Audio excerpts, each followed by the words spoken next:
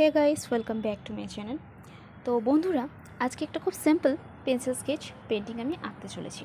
তো যেটা খুব খুব কম টাইমের মধ্যে আমি কভার করেছি।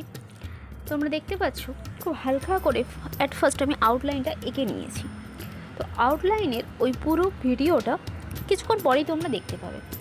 এরপরে এখন যে আমি পেন্সিলটা দিয়ে কাজ করছি সেটা হচ্ছে আর্ট লাইনের 4B পেন্সিল। ঠিক আছে, তো এটা হচ্ছে একটা কার্টুন ফিগার।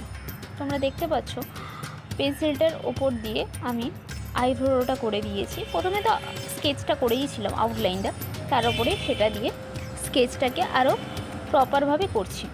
তো প্লিজ বন্ধুরা পুরো ভিডিওটা দেখো।